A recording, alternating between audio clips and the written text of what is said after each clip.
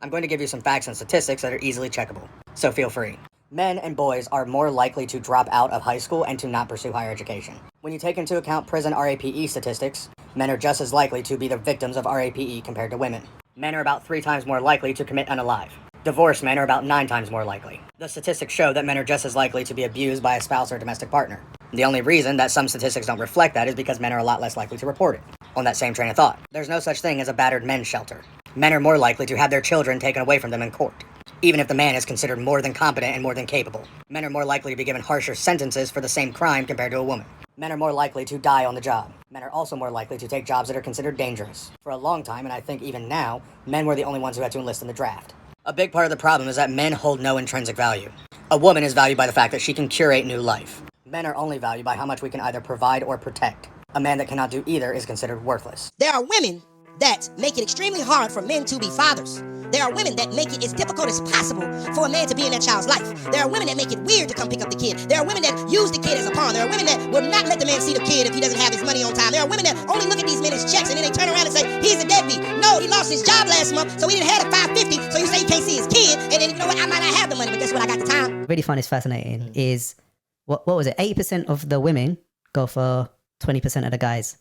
So that means 20% of the guys potentially get 80% of the women. Now, if you delve into that a little bit deeper, they've got potentially the traits to appeal to the masses of women. And I find that dynamic really interesting. I say that because what happens to the rest of the guys? How do they feel? How do they act in society? How can they, get away from that? These women is out here these days. They sexually liberated. They want to have sex with whoever they want to have sex with. They're out here cheating. You're not getting caught because men not really checking phones like how y'all check phones and stuff like that. They're afraid of commitment. Their standards is unrealistic. Like, it's just crazy out here. And then every woman got an OnlyFans now. They got kids. It's just so crazy out here in the dating market. Yeah, I seen this video the other day. It's like, how much should a man spend on a first date? And the answer is crazy. It's like, $500, $1,000. Like, I'm like, what the fuck? Shout out to Wolf. Shout out to Wolf. Yeah, I think it's more difficult for men. You can't find a woman from like the Western world, bro. You gotta go to Europe. You gotta go to any other country but the United States of America, bro, and you might find a legit girl, and then you can bring her back. Bro, I was sitting down thinking about this the other day about like just people around me who have been in relationships, who have been married. None of them have lasted a super long time. Like divorce rates being super high. Like I have very few friends who have been in a committed relationship a long period of time to where like they're really happy.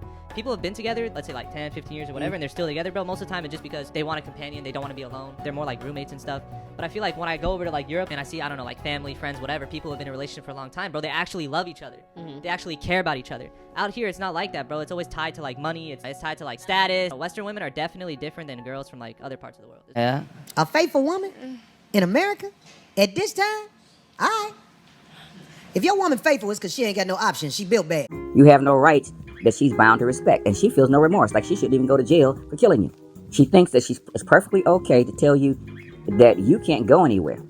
You can't go anywhere on this planet to date anybody outside of your particular race, of your particular social group. You can't date a Latina, you can't date a white woman, you can't date somebody else on the planet because she has not given you permission. Like, we need her permission to date, and when she can't control that, she's trying to get the white man to stop you from going. And if he won't stop you from going, she's trying to get the women in that country, and men and women in that country, to kick you out and send you back like a runaway slave, like a runaway concuserve. Because the modern day woman is very masculine. Society and the feminists have skewed and altered the matrix into having women believe, get a good education and a good job and you don't need a man. And you're seeing the percentages and the numbers and statistics go up. More and more people are single and less birth rates are happening in America. And men are tired of it. So what's happening now, men are getting passports and going overseas to find a woman.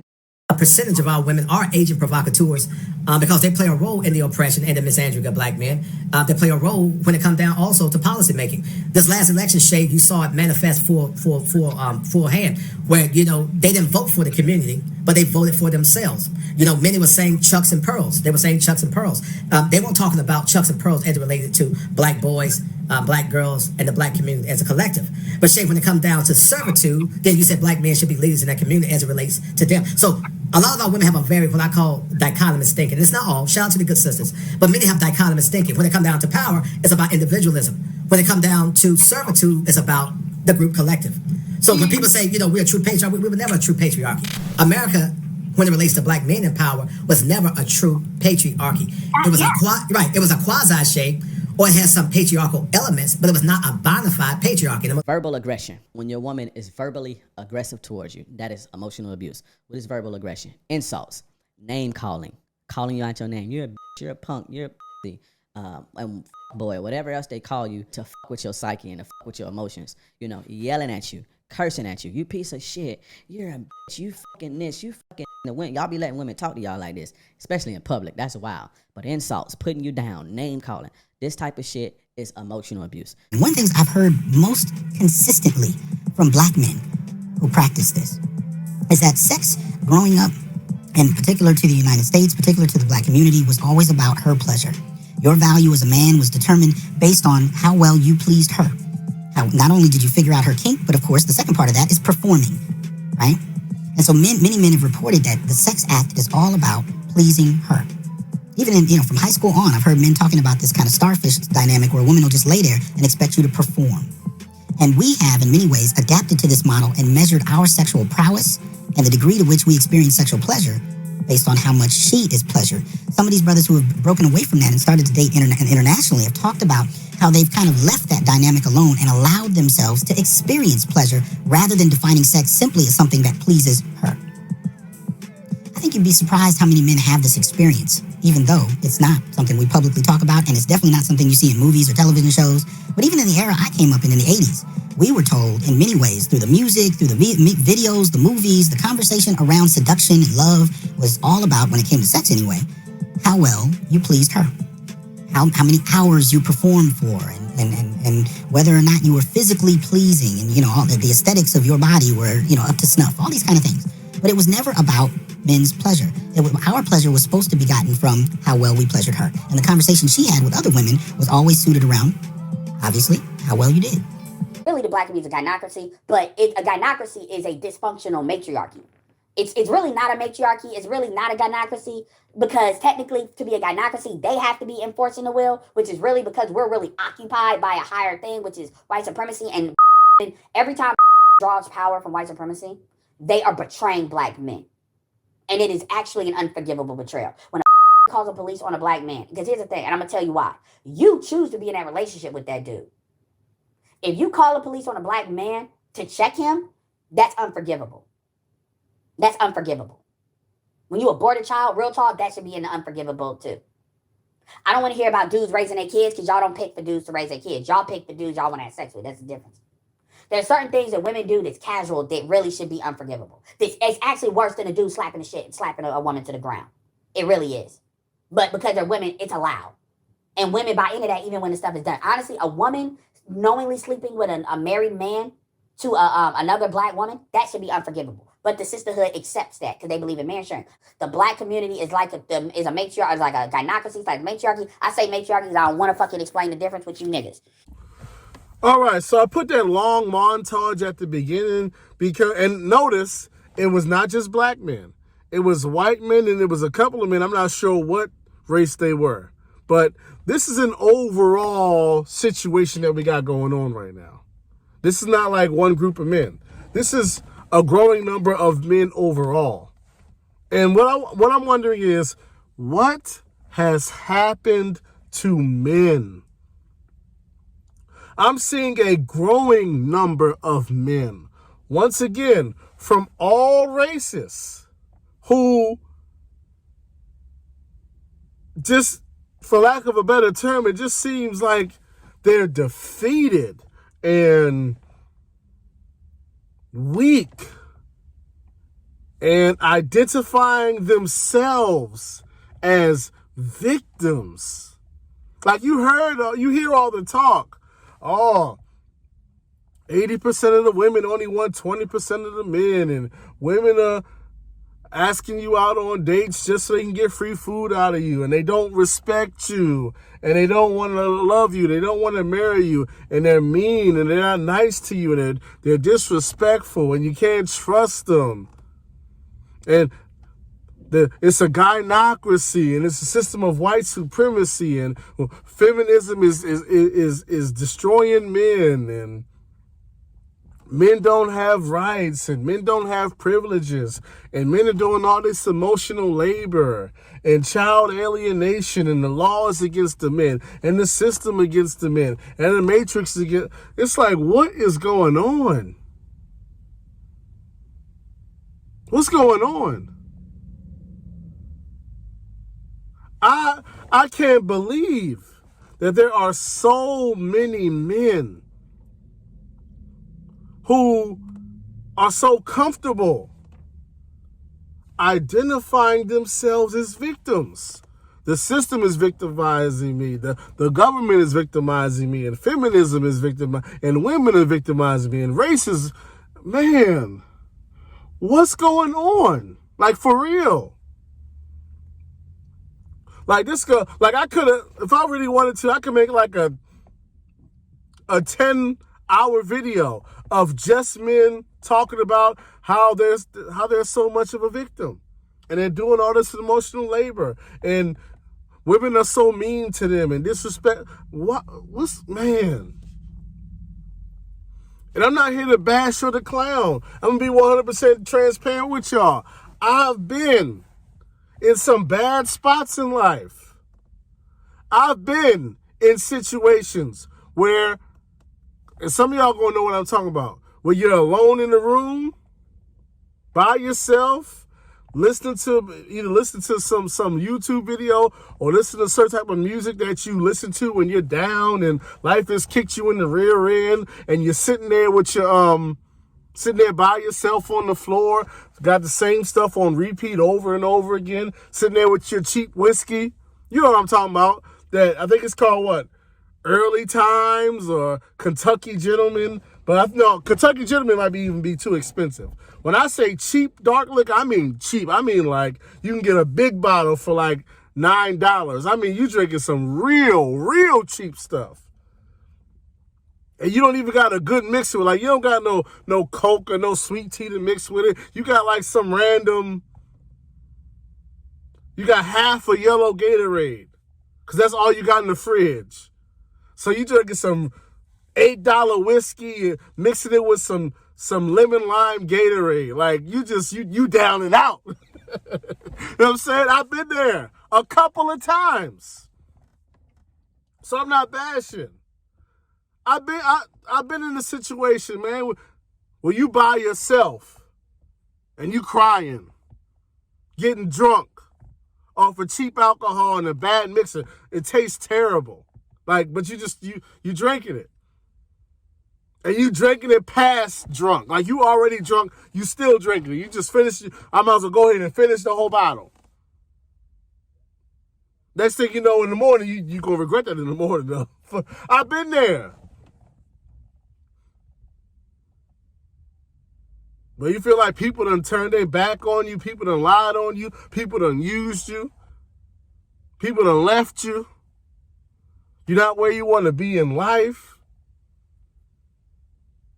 I've been disrespected by women before. I've been used by women before. I've been left by women before. I've had people who I thought was friends not really be friends. I've been past broke.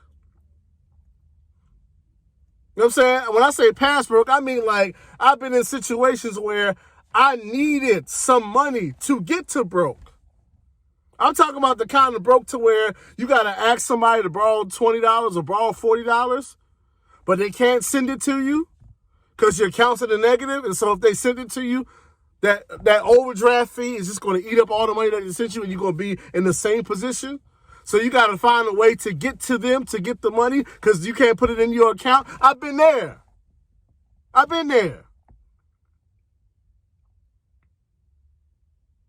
So I'm not coming like to clown, act like I'm better. No, I've been there. But what I'm saying is, what has happened to men where men used to be resilient and they used to get up and dust themselves off and bounce back and keep pushing and keep grinding till they figured it out. But what I'm seeing now, and I gotta be honest, what I'm seeing now is a bunch of men who feel entitled.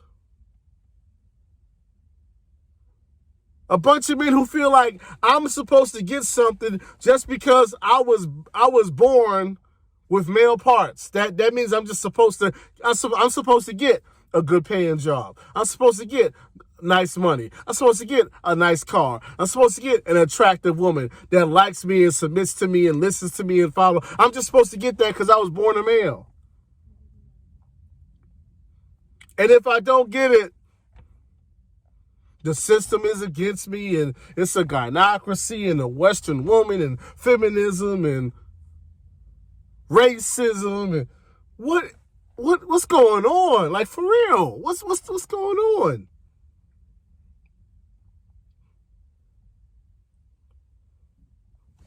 Men used to know and understand and accept that you got to fight for everything you want in this life. You got to fight for everything you want in this life. Everything. You're a man. They don't hand stuff to you. And we used to be fine with that. What happened? For real, man. What happened? I don't get it, man. For real, for real. I really don't. It's like somebody has lied to a lot of men and told them that there was once a time where you just got it just because you were a man. It was just in a better time back in the day, you just got stuff because you were a man and you were owed that as a man. That's not true. In times past, it was a lot harder than it is today. I'm somebody, I like to watch stuff about medieval times. I done watched so much stuff about Rome and the Ottomans and I watched this thing called the Last Tsars, where the reason they were the last czars is because people got tired of that governmental system and they killed the whole family, the children and everything. But I like to watch that kind of stuff. I like to watch stuff like the food that built America, the cars that built America, the men that built America, the machine. I watch all of that stuff. I go back in American history and I go back in world history. And what I've seen is, historically, since the beginning of time, a man only got what he fought for. Since the beginning of time, man only got what he fought for. And sometimes, a lot of men back in the day, they fought dirty. But I'm going to keep it real. A lot of them, they did some foul stuff to get what they had to get. Straight up. But you wasn't just getting this nice income and this nice house and this nice woman. And no. Going back to the medieval times, listen. If you wasn't part of a certain bloodline, or if you didn't make a name for yourself, in the military, or if you didn't have like a superb skill to like engineer and stuff back in those times, if you couldn't come up with your own business, it was rough for you. You ain't part of the royal bloodline. You're not known in the military, and you don't really got no successful business like that. Hey man, listen. You had to listen, man. The pickings was slim for you. You got, you know what I'm saying? And it was so cold back then that, listen, let's just say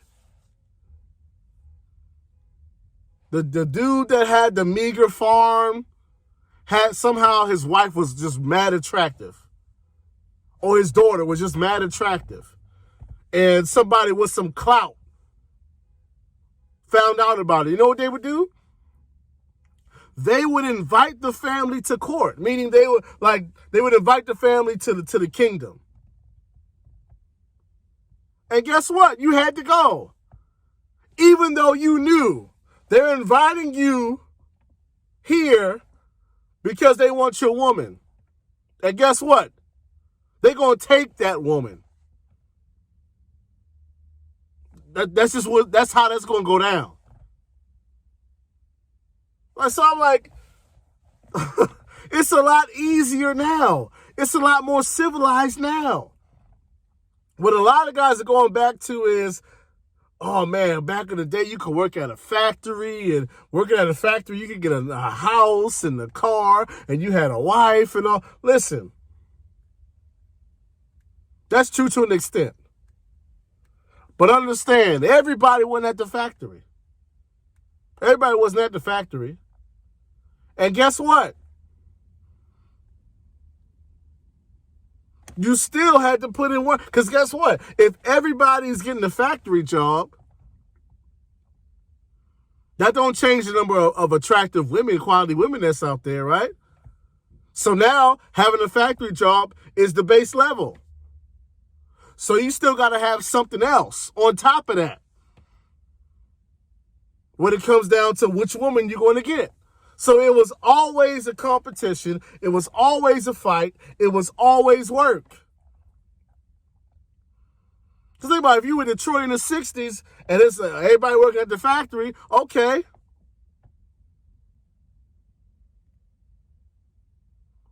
It's still only a certain number of attractive women in the area.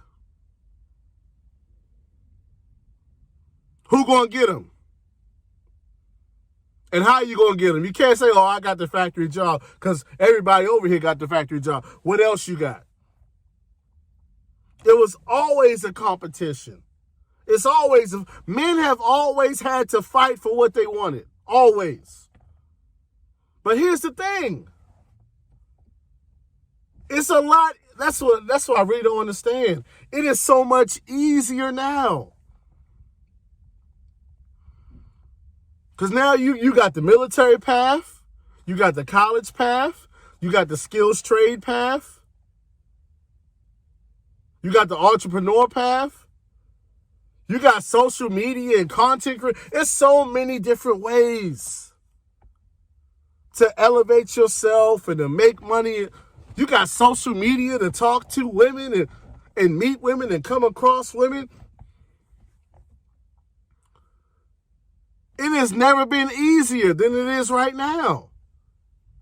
But we're doing the most complaining now than we've ever done.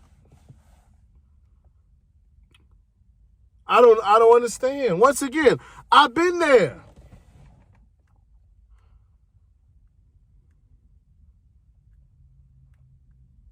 I've been in I've been in situations where you tiptoeing around your own house because you got issues with the woman that you're with, and she's expecting you to be able to do and provide certain things that you can't do and provide them. She don't even look at you like a man. I done been through it all, damn near.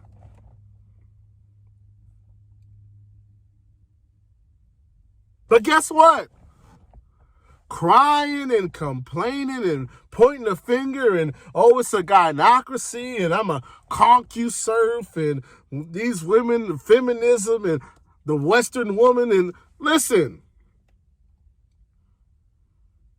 that ain't do nothing for me. That did nothing for me. The only way out for me was to get myself together. Get my skills up, get my resources up, but more importantly, get my morals up, get my values up, get my principles up, figure out who I am, what I want to do, what I want to be. Come up with a plan on how to get it. Believe in myself, love myself. That's the only way. That is the only way. See, I'm going to have to talk about this separately in the future, but fact of the matter is social media has been very harmful to men. Particularly in this one way. The main way, well, I can't say the main way, I got to really flush this out, but one very impactful way that social media has been hurtful to men is social media has made men so comfortable, too comfortable with crying and complaining. And then you get together and complain and point the finger and blame somebody else and talk about what's wrong with this and what's wrong with that and these women this. And that's one thing that social media has done. It has made men used to and made men comfortable with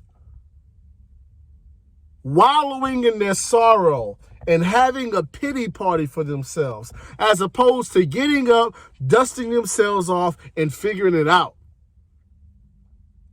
Now you can just have a online pity party, and you can make money having one. Or you can make money throwing one for somebody else. And once you see there's other men out there having pity parties too, now it's like, well, it's not just me. So I'm not that bad. It's not my fault. If other guys is going through it, then it must not be our fault. Listen, your life is your responsibility and your fault. It's your life. But seriously, man, doing the research for this video and finding all this content, I'm just like, what has happened to men? When did men lose that competitive nature? When did men stop realizing that you got to fight and scrap for everything that you get in this life? When did men stop losing the will to get up and, man, I don't know what's going on, man. I really don't.